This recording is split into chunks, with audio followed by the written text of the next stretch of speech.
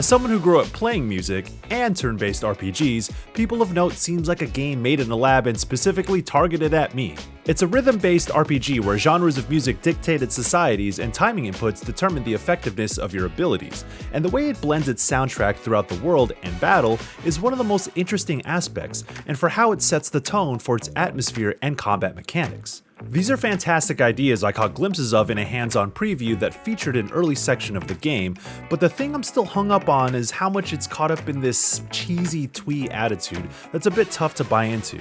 As is the case with several RPGs, however, a short snippet isn't going to paint the whole picture.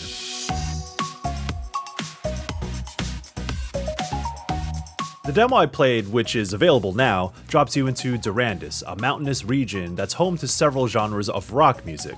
You have the metalheads living separately from the punk rockers who despise the grunge kids in a way that's very reminiscent of how we formed cliques in middle school based on music and the fashion that came with it. It's corny for sure, but that's the idea it's going for. And as the pop singer and lead protagonist Cadence, she still has a lot to learn about the world of music, and so she familiarizes herself with these genres along the way. Shortly after you arrive, Durandus is attacked by a faction of old-timey Western musicians called the Homestead. For what reason, I'm not entirely sure, but it explains how divisive music tribalism harms its world known as Note.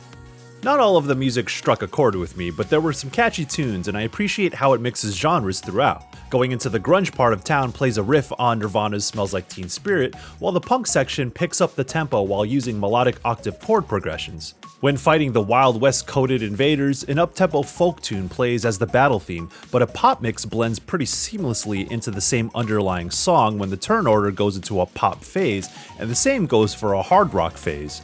There's a mechanical reason for this too.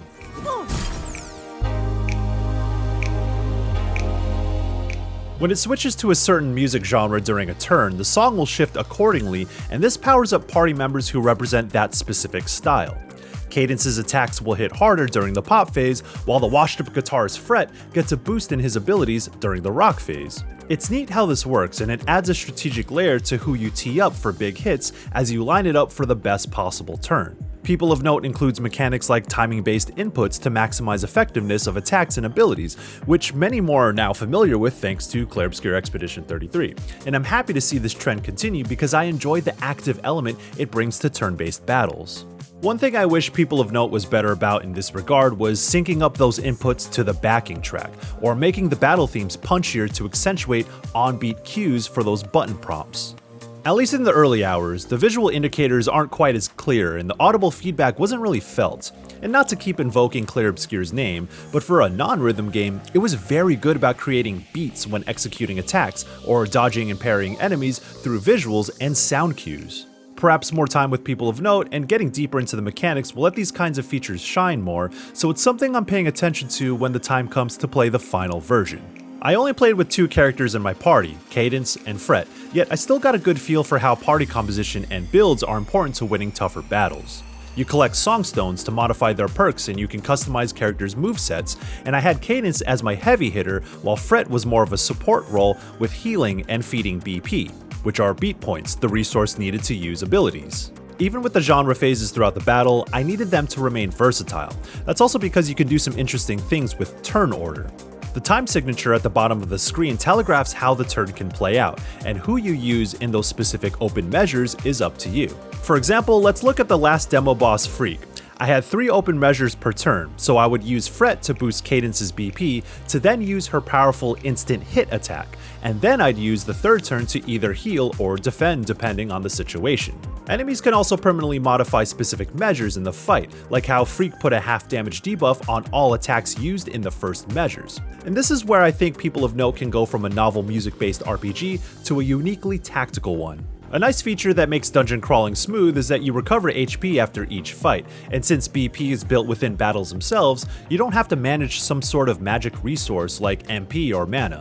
And so each combat encounter is kinda like a turn-based puzzle to figure out on its own, and it's more appreciated considering that dungeons in People of Note have actual puzzles to solve as well, which break up the pace. In the playable demo, there's a series of rooms with light beams you need to align to reflect off of mirrors to unlock doors. It's not exactly noteworthy as we've seen these kinds of challenges many a time, so I'm glad there aren't random encounters, and all battles thus far are clearly delineated in the overworld.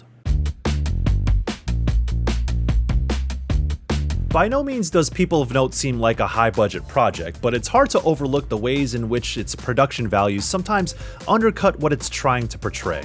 Dialogue scenarios are nearly all still portraits with overlaid text boxes, which would be fine if its writing was sharp enough to carry it and make that dialogue intriguing.